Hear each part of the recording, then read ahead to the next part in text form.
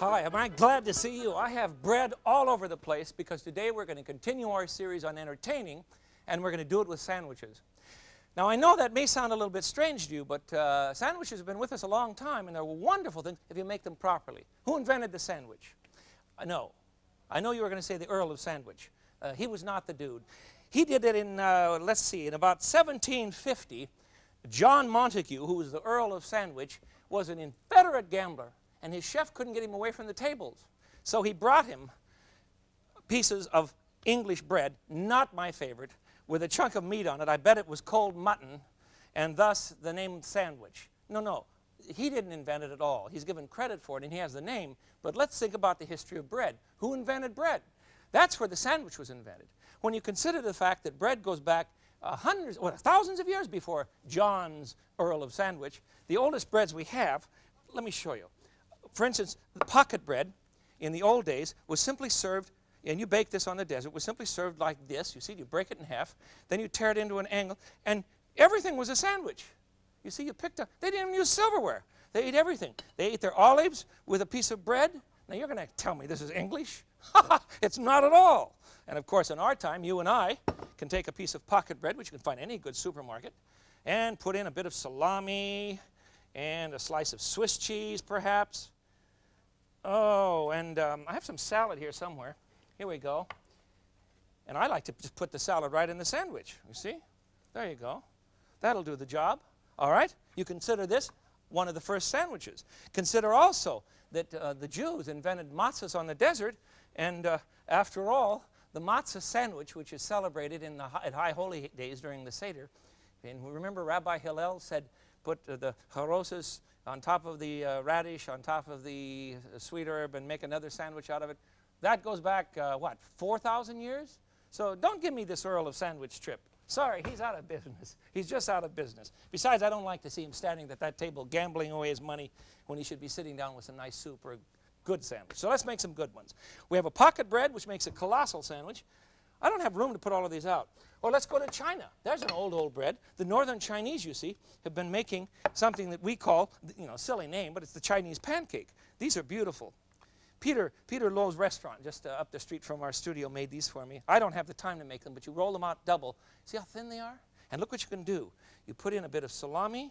They eat this kind of thing all the time, not with salami and Swiss cheese, for heaven's sakes, but with all kinds of beautiful meats, and you roll this up, meats and vegetables, and you eat it just like a burrito, you see? Did the Chinese invent the burrito? I think so. Don't tell my other friends. All right, so we have Chinese breads. That's an ancient sandwich. Then we have, of course, the Mexican tortilla, and you can do the same thing. I'm particularly fond, well, that's a sticky one. I put these in the steamer, and they don't want to come apart. There we are. That warms them up in a hurry, you see. I want to put some egg salad in this one and pack it in a lunchbox for one of my boys. Channing would just kill for such a thing. He likes parsley on his, so we'll do it. And we'll roll this up and make a quick, there we are. Make a quick Mexican sandwich. It's not Mexican, we're just using Mexican bread. That's great, unless, of course, you put a wet filling in it, and when you hold it up, everything runs out the bottom. Don't do that, all right? Those are all proper sandwiches. Then we can also go on to lefse, which is made in Norway. And Norwegian lefse, when I was a child, I used to call this Norwegian cardboard. My mother used to bake it from scratch. Now I buy it in a box. But it's just hard as a rock. Well, not quite a rock, but it's like an old cracker, a matzah that's been forgotten about, you see. What you do is to moisten it. Do you have extra sinks in your kitchen so you can do this sort of thing? For heaven's sakes, don't live with one sink. Have sinks at each end of the room. I have 2 in my kitchen and 2 here. My kitchen meaning my home in Tacoma, so that we don't have to fight when we're trying to cook. There, moisten it on both sides, and then you put it under a wet towel. You see how this goes? Put it under a wet towel, and in very short time, cover it up with a wet towel again. In very short time, I have the bottom one here. The thing turns into something that you can actually roll. You see? This is lefse. My grandma Brun used to put butter and sugar. What else she put in there? Butter and sugar and cinnamon. And then roll tons of butter. You know, she's Norsk, you see? And then roll this up, and it makes a heavenly snack for Christmas morning. For me, that's Christmas morning. Lefse. But if you want to play around with meats and roll this up into a jelly roll with meats and cheese, look what you can do with a nice lefse sandwich board. these are, if you'll pardon the expression, Norwegian roll-ups.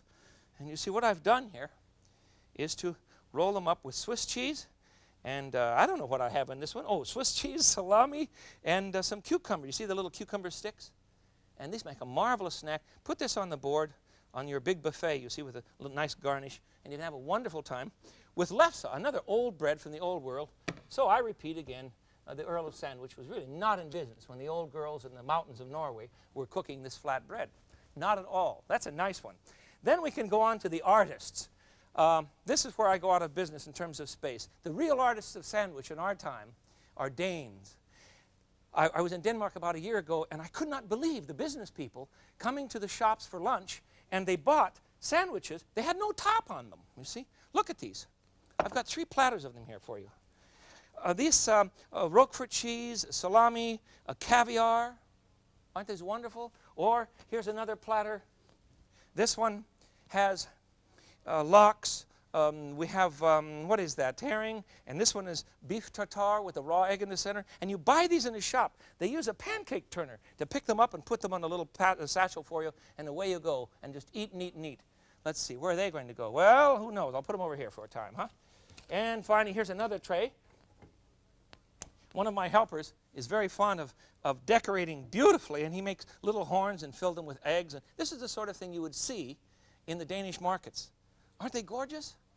Now, can you imagine the Earl of Sandwich standing around with a gambling? He has cards in one hand and a chunk of cold mutton on a piece of white bread in the other, and he's having fun. This, incidentally, is on Danish rye. The Rupschlager Bakery here in town, the Rupschlager Bakery here in town did this. And the bread, and it's just wonderful stuff. It has some body to it, you know.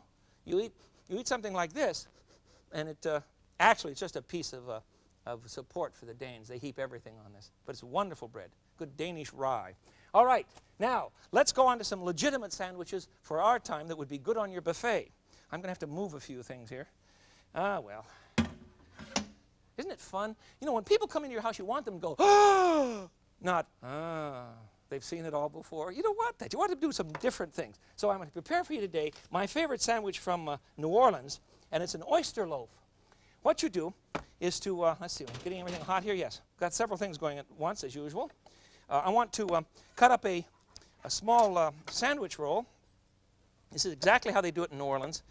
And if they're really fussy, they'll rip out some of the white. But this bread is so fine. This is from a sourdough bakery. You can buy it in San Francisco. And you can buy it in Chicago, and it's called Baudin, and it's legit. I've eaten tons of this stuff in San Francisco, and I was wonderfully happy to find it here in Chicago.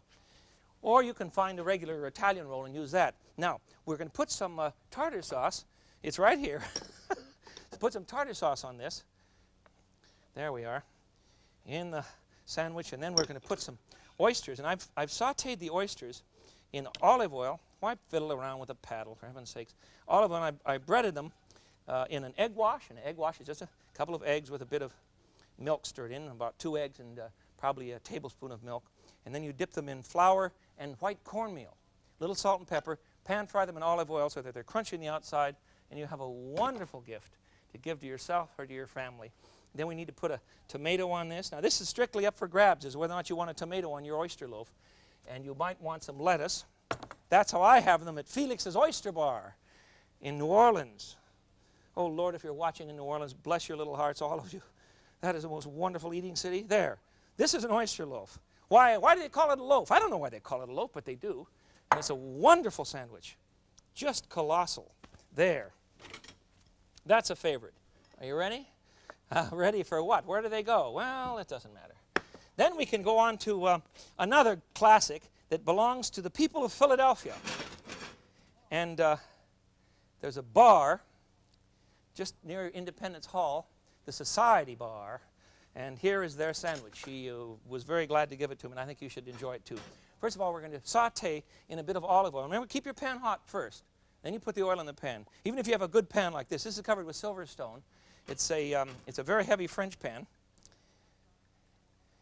It's cast iron and enamel on the outside, so it'll hold heat, and you can do a lot of cooking at once. A thin aluminum pan, very thin pan, or a thin stainless steel pan will not hold enough heat, and you can't cook this fast. What I want you to do is to throw very thin slices of chopped steak or chopped, or sliced steak or sliced roast beef, you see. And I want it to cook right now. I don't want it to cook tomorrow. I don't want it to dry out on you. So there we are. That's plenty for a big sandwich, huh? And we'll saute that quickly as soon as we can find a wooden paddle here. There we go. It's just about done, you see. I don't want to do too much to this. I can just hear you. Oh, Lord, look at the smoke in his kitchen. That's why you need a good fan in your kitchen. Don't ever buy one of these fans that recirculates the smoke through a little bitty cheap filter. It won't work because you're going to stand around and breathe that stuff. Even though you can't see the smoke, the oils remain in the air. So get a fan that blows outside. Very important. All right, that's enough. That's done. Now this pan is so heavy and works so well, it's not going to stop cooking. So you're going to say, well, it's still red. I want it a little rare. But now we'll prepare the sandwich itself. It's also going to go into a broiler. I'm going to use a big loaf. This is about an 8-inch loaf of good Italian or French. This happens to be the sourdough I was telling you about. And this is going to be for more than one person, obviously. I'm just going to take out some of the center. Good Lord, don't throw that away. Save it and make heavenly breadcrumbs. And now onto our bottom loaf here, we're going to put the sauteed, they call it a steak sandwich, but you know, it's really just good roast beef. That's it. Oh, come on. Isn't that awful? Love it. I can just get it on. I don't think I'm going to get it all in there. Well, maybe so. There we are. Now we're set. We're all right. The old finger routine will have to help. We'll rearrange this so that we can get it on here. There. Now we're going to put some, can you imagine? We're going to put some pizza sauce on this. Is this the one I want? Yes. Pizza sauce or coarse chopped tomato sauce into which you put your own seasoning. But at the Society Bar, they use pizza sauce. Not too much now. Be careful. Then we're going to put some provolone cheese. And that's a sliced, this is a sliced provolone, but that's an Italian smoked cheese. Isn't this wild? This is no snacky poo, you know, this is serious stuff. This goes under a broiler in your oven for, well, for the time that it takes to melt the cheese down. That's what it does. There it is. Whoops. Too close. We don't want to burn the top of the cheese, that's for sure. You know, the best laid plans, oh, never mind. There. That'll be ready in just a minute. Then we're going to top that with some more, with some sauteed onions,